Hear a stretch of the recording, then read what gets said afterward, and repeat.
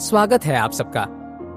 आप सब जानते हैं कि हमने यहाँ पर आपको क्यों इनवाइट किया है और आप सब यहाँ आए हैं ये देखकर हमें बहुत खुशी हो रही है। तो वक्त गवाए बिना हम आप सबको जानना चाहेंगे। क्यों ना आप सब एक एक करके अपने बारे में बताएं। सीमा बुआ जी की बात जैसे ही खत्म हुई, किसी मिडिल एज आदमी ने उनसे कहा, मिसेस गिल, आपकी बेटी मिस शनाया यहाँ पर क्यों नहीं आई? हम उन्हें देखना चाहते हैं। अब मिसेस यामिनी गिल क्या कहेंगी? क्या शनाया वहां आने वाली थी? मिसेस गिल, आपकी बेटी मिस शनाया यहाँ पर क्यों नहीं आई है? हम उन्हें देखना चाहते हैं। जैसे ही सीमा बुआ जी और मिसेस यामिनी गिल ने यह सवाल सुना, वो एक दूसरे की तरफ देखने लगे। सीमा दीदी, अब आप ही इस आदमी को चुप कराने के लिए कोई बहाना बना दीजिए, मेरा तो सर घूम रहा है। सीमा बुआ जी को झूठ बोलने में और बहाना बनाकर अपना काम निकलवाने में महारत हासिल थी। उन्होंने फिर अपने आदमी की तरफ देखा जिसने यह सवाल किया था। उस आदमी का नाम अशोक बेदी था। अशोक बेदी को शिमला के डायमंड किंग के नाम से जाना जाता था। मिस्टर बेदी, हमारी शनाया ऐसे मौके पर बहुत शर्मा जाती है। आज उसने कहा कि वो अकेले बैठकर इस पूरे फंक्शन को देखना चाहती है। वो जिससे भी शादी करने के लिए मान जाएगी, वो रोज शनाया को देख सकता है। मिसेस गिल, मेरे सुनने में तो ये बात आई है कि मिस शनाया घर छोड़कर जा चुकी है। आप दोनों के बीच एक बहुत ही सीरियस झगड़ा हुआ था। वो इतनी नाराज थी कि उन्होंने तो गुस्से में आकर आपसे रिश्ता तोड़ दिया। अब सारे मेहमान इनसिक्योर होने लगे। उन्होंने एक एक करके सीमा बुआ जी और यामिनी गिल से सवाल करना शुरू किया। अगर मिस शनाया ने आने से मना कर दिया तो? कहीं स्वयंवर की वजह से हम सब किसी मुसीबत में तो नहीं फंस जाएंगे?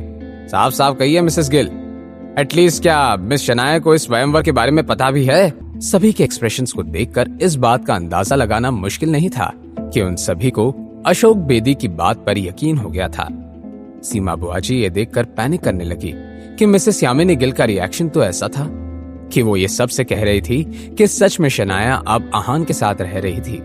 सीमा दीदी, क्या सबको सच पता चल गया है? अब क्या होगा? हाँ भाभी, सबको सच पता चल गया है। सभी जान चुके हैं कि शनाया घर छोड़कर अपनी दोस्त के यहाँ रहने चली गई है। अगर ऐसी ही बात थी तो हम सबका वक्त बर्बाद करने के लिए हमें यहाँ क्यों बुलाया? खामखा यहाँ आकर हम सबका मूड खराब हो गया। अगर मिस शनाया शादी करना ही नहीं चाहती थी तो इतने बड़े तामझाम की क्या जरूरत थी? क्योंकि ये एक अच्छी माँ है मिस्टर बेदी, एक माँ जो चाहती है कि उसकी बेटी को दुनिया की सारी खुशियां मिले। जब हमने उस दामाद को घर से निकालने का फैसला किया, शनाया बहुत दुखी हो गई थी। भले ही वो कभी भी इस शादी में खुश नहीं थी, लेकिन वो किसी एक को धक्का मारकर निकलने वाली लड़की नहीं है।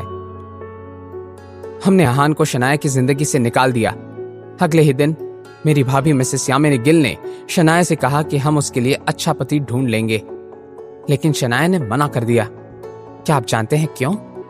क्योंकि हमारी फूल जैसी बच्ची अब एक बार फिर से दुखी नहीं होना चाहती। वो तो इतनी डर गई है कि अब किसी पर भरोसा करने की ताकत उसके अंदर बची ही नहीं है। इस पॉइंट पर वहां मौजूद हर कोई शनाया पर तरस खा रहा था। हर किसी की आंखों में मिसेस यामिनी गिल के लिए सिंपैथी उमड़ रही थी। शिमला के सबसे बड़े खानदानों से दो ही नाम जाने माने थे, एक नेगी और दूसरे कोहली, और उन दोनों खानदानों में आपसी दुश्मनी थी। लेकिन रोहन की पहचान भी आम नहीं थी। वो रोहन कोहली था, कार्तिक कोहली के बड़े भाई का बेटा। जब दक्ष नेगी ने रोहन को वहां देखा तो वो मुस्कुराने लगा। लोग तो हैरान रह गए थे। रोहन के दिमाग में चल रही बातें और फ्रस्ट्रेशन उसके चेहरे पर साफ साफ नजर आ रहा था। अपनी चापलूसी वाली अंदाज में सीमा बुआ जी रोहन से बोली, दामाद जी, मुझे और भाभी को आपसे मिलकर बहुत खुशी हुई। वैसे मुझे लगता है कि स्प्रिंग कॉर्पोरेशन वाले प्रोजेक्ट की वजह से आप हमारी शनाया को तो जानते ही होंगे। अच्छी बात है। वो सीमा बुआ जी को चुप कराना ही चाहता था कि मिसेस यामिनी गिल बीच में बोल पड़ी, दामाद जी, वैसे शादी कब करनी है, कैसे करनी है, ये मैं आपके मॉम डैड के साथ मिलकर डिस्कस कर लूंगी। शादी? दामाद जी, उस शादीशुदा लड़की को मैं जानता ही नहीं हूँ, और ये है कि मेरे बारे में जाने बिना ही मुझे अपना दामाद कहकर पुकार रही हैं। ये कैसी नई मुसीबत है यार। फिर रोहन ने बेमन से एक ब्लैक कलर का कार्ड सीमा जी की ओर फेंक दिया और पैर पटकते हुए होटल से बाहर जाने लगा। फाइनली उस होटल में सीमा बुआ जी, रतन और मिसेस यामिनी गिल ही बचे हुए थे।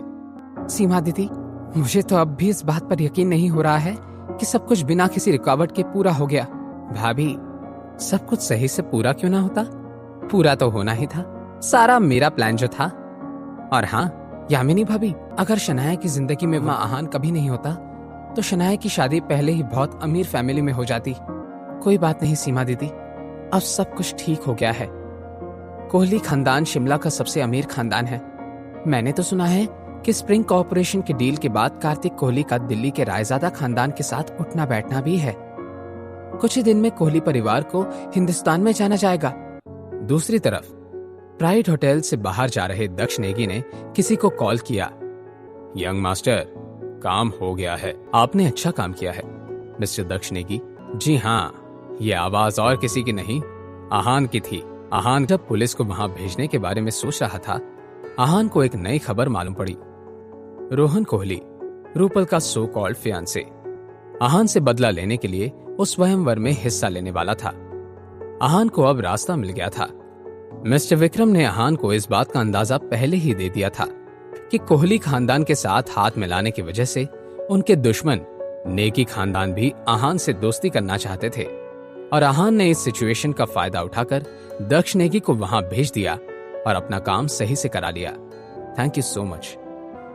यंग मास्टर, आपको मुझे थैंक यू कहने की कोई जरूरत नहीं है। वैसे मुझे आपको कुछ बताना है। मुझे वो सीमा गिल के बारे में कुछ पता चल गया है। मैंने इस बात का पता लगा लिया है कि वो मिसेस यामिनी गिल को किस बात को लेकर ब्लैकमेल कर रही है। दक्ष नेगी की ऐसी कौन सी सच्चाई का पता लग गया था? अब आहान आगे क्या करने वाला था? शनाया का रिएक्शन कैसा होगा जब उसे पता चलेगा कि मिसेस यामिनी गिल और सीमा बुआजी ने मिलकर उसके साथ क्या किया है? जानने के लिए देखिए अगला एपिसोड सिर्फ पॉकेट एफएम के यूट्यूब चैनल पर, और सीक्रेट अमीरजादा के सारे एपिसोड्स को सुनने के लिए डिस्क्रिप्शन में दी हुई लिंक से डाउनलोड कीजिए पॉकेट एफएम ऐप।